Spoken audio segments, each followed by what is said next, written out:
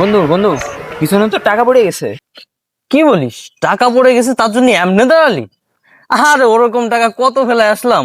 কি বলিস বন্ধু, তোর কাছে টাকার কি কোনো মূল্য নাই? শোন বন্ধু, এরকম টাকা আমার কাছে কোনো বিষয়ই না। মানে? ভাগ্য করে আল্লাহ আমাকে একটা বড় ভাই দিয়েছে। টাকা চাইতে দেরি আছে, পাইতে দেরি হয় না। তাই বলে তুই এইভাবে টাকা নষ্ট করবি? তোর বড় ভাই কি করে? আমার ভাই যে কাজ করে করে ওটা নিয়ে তোর ভাবতে হবে না। যে কাজে যাচ্ছিলাম চলো ওই কাজেই যাই। আচ্ছা চল তাইলে।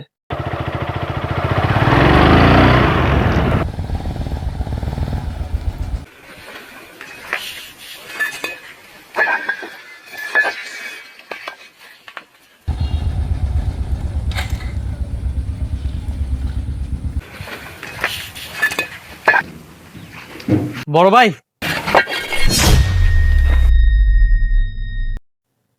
ছোট ভাই একটু দাঁড়া, আমি আসতেছি। আচ্ছা ভাই। কিরে ছোট ভাই, এই রোদ্দুরের ভিতর তুই এই সময় এখানে? ভাই, আমার ইমার্জেন্সি 1000 টাকা লাগবে। কি? টাকা? এই সময় তুই টাকা দিয়ে কি করবি? তোর না আমি সকালেই 1000 টাকা দিলাম। ভাই আমি অত কিছু বুঝি না, আমার এখনই 1000 টাকা লাগবে। তুমি যেমন হোক ম্যানেজ করে দাও। আচ্ছা ছোট ভাই, তুই একটু দাঁড়া, আমি মহাজনের সাথে কথা বলে দেখতেছি। আচ্ছা ভাই, তাড়াতাড়ি যাও, আমার হাতে কিন্তু বেশি সময় নাই। আচ্ছা ভাই তুই একটু দাঁড়া, আমি আসতেছি। আচ্ছা, তোমার না বললাম ইট গুলা রহিমের বাড়ি দিয়ে আসতে, এত লেট করছো কেন? সমস্যা কি তোমার? ভাই এই, তোমার আমি একটু পরে ফোন দিছি। কি হয়েছে? একটা কথা ছিল। কি কথা বলবা, বলো। ভাই আমার না 1000 টাকার খুব দরকার, যদি একটু দিতেন। টাকা? এখন আবার কিসের টাকা? তোমার না সকালবেলা 1000 টাকা দিছি, আজকের টাকা আর কালকের টাকা মিলে তো একবারে নিয়ে এনেছো। কাজের নামে ঠন্ড নেই, সারাদিন খালি টাকা টাকা। যাও কাজ করো গিয়ে। আমার ভাই সামান্য 1000 টাকার জন্য এভাবে অপমান হচ্ছে। ভাই আমার না 1000 টাকার খুব প্রয়োজন। আমার ছোট ভাই আসছে, তার ইমার্জেন্সি 1000 টাকা লাগবে। আর এখন যদি আমি ওরে না দিতে পারি, তাহলে ও খুব কষ্ট পাবে। বাপ মা মরার পর থেকে আজ পর্যন্ত ওরে আমি টাকার অভাব বুঝতে দিই না। আর এখন যদি ওরে টাকা না দিই, ও খুব কষ্ট পাবে।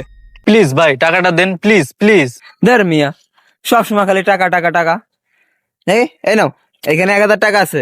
যাও ঠিকভাবে কাজ করবা, আর জন্য এরকম না দেখি। যাও।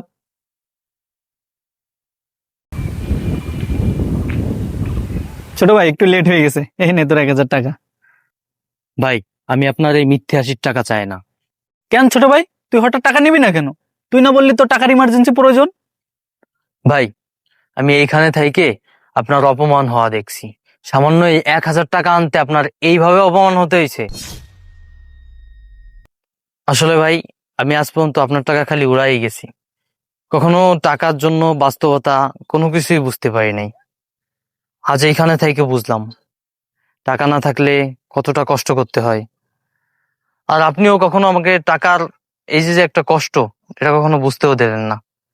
বাপ মা মরার পর থেকে যখন যেটা চাইছি দিয়েই গেছেন।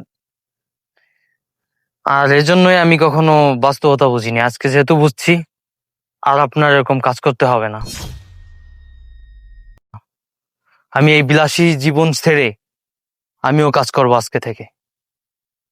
আর আপনাকে কষ্ট করতে দেবো না ভাই। ভাই